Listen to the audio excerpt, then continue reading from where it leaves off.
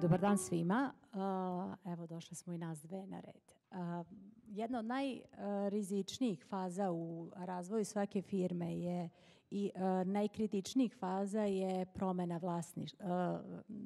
smena generacija. Tako da i mnoge firme ne prežive to ili vrlo teško prođu tu fazu. Kada sam dobila zadatak da sarađujem sa Ksenijom, to je bila velika odgovornost za mene, tako sam se osjećala. I najveći strah mi je na početku bio da li je Ksenija zaista prava naslednica svog oca, da li je nasledila ono što zovu preduzetnički gen i da li ona ima tu energiju da bude lider svog sveta i da pokreće i da razvije i unapredi ono što je sada već uspešna kompanija. Već posle prvog sastanka ja sam bila sasvim mirna i smatrala sam da će to biti pametno potrošeno vreme i da će Ksenija biti vredna mog vremena, truda i angažovanja.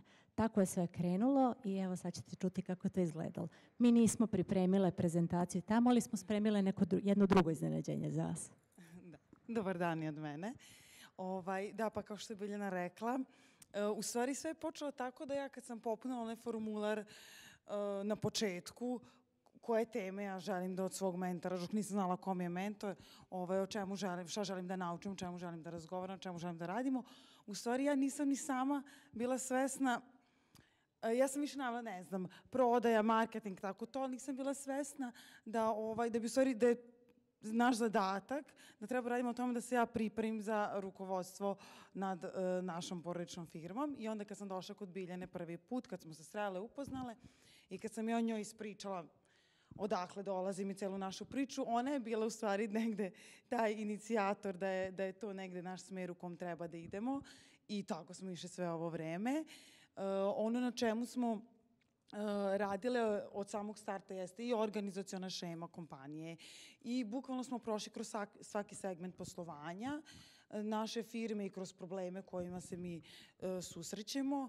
Ono što isto jako dobro, čemu sam se oduševila kad su me spojili sa Biljanom, jeste da je Biljana isto iz proizvodnje i isto iz porodične firme, tako da baš smo se poklopile i našle. Bilo je jako zanimljivo pričati sa Ksenijom i meni je bilo ovako interesantno da znamo čega ćemo da krenemo. I naravno da smo krenule od strukture firme, od organizacione šeme, jer da bi neko vodio kompaniju i da bi znao šta tačno treba da radi, mora vrlo dobro da pozna i da osjeća svoj sistem, da dobro zna kako treperi i šta treba da radi. Vođenje firme je kao marioneta, znači vrtite lutku i da bi ona dobro igrala mora svaki pokret da bude usklađen i svaka struna da radi tačno ono što vi želite. Jedan pogrešan potez i cijela lutka pada. Zbog toga meni bilo jako važno da prvo Ksenija razume svoju firmu, da je izvučem iz sektora marketinga, da ne priča da li je njen budžet dovoljno veliki za oglase ili da li je to i da li šta ona tačno treba da radi, nego da počne da razmišlja onako kako razmišlja jedan preduzetnik i vlasnik kompanije.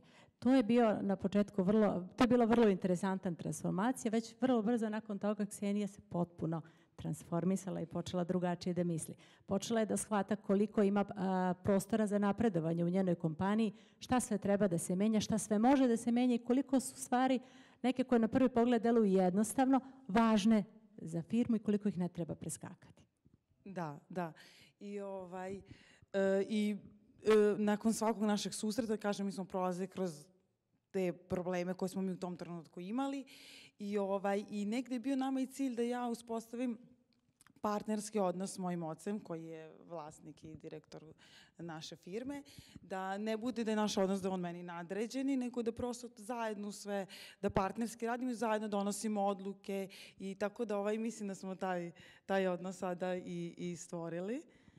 I to jeste bio jedan od izazova takođe kako nekoga ko je vlasnik kompanije, ko je ceo svoj život ugradio u stvaranje jedne uspešne preduzetničke firme, kako njega pripremiti za dolazak druge generacije, kako mu objasniti da to je prednost za njega, a ne hendikep i da nije opasnost i koja sve zadovoljstva on kao preduzetnik može da ima prepuštajući stvari koje ne voli ili ne želi da radi druge generacije. Ja najbolje znam kako se osjeća vlasnik i mogla sam da razumem strahove i sumnje oca, a isto tako sam imala priliku da čujem i šta su frustracije ili šta su stvari koje uznemiruju nekog ko to tek treba da preduzme. Treba da preuzme i sa kojim izazovima se ona susreće. Pokušavala sam i njoj da objasnim kako izgleda to iz perspektive njenog oca i koliko je to u stvari zaista jedan zajednički posao. Tako da je moj izazov bio ne samo Ksenije, nego i Ksenijin otac. Da. I mislim da smo odličan rezultat postigli. Mi apsolutno sada radimo kao partneri, otac i ja. I uopšte da sam negdje dobila možda i to samopouzdanje dodatno i u odnosu na druge poslovne partnere i u odnosu na zaposlene u našoj firmi. Tako da Samopouzdanje stiče se znanjem, znači probom, znanjem i nekako je Ksenija kroz naš odnos to vežbala. Vežbala se da predloži ocu promene, da mu objasni ono o čemu smo mi pričale. Mi smo imale sjajnu podršku s njegove strane, on je bio spreman to da čuje i polako se Ksenijina pozicija u porodičnoj firmi lagano menjala. Ksenija više nije bila neko ko trči sad kod tate, nego sad tata već nešto pita nju, što je sjajna stvar za repozicioniranje Ksenije u sopstvenom svetu i bitno za to da ona preuzme jednu prirodnu lidersku poziciju i da polako preuzme neke odgovornosti i funkcije koje su nju tek čekala. Ona je izabrala jedan sjajan, ali vrlo težak put. Izabrala je nešto što ja nikad u svom životu ne bih menjala, a znam šta je sve čeka. Tako da evo, ja joj držim pesnice da uspe u tome, a verujem da hoće jer je sjajna. Hvala. I sad ćemo zamoliti pomenutog oca, samo da izađe na kratko da kaže kako je to iz njegove perspektive. Da on kaže koliko smo mi bile dobre u tome što smo radile i da on kaže da li smo mi zaista uspele da promenimo Ksenijinu poziciju u sopstvenoj firmi. Dobar dan, moje ime je Ivan Perčić.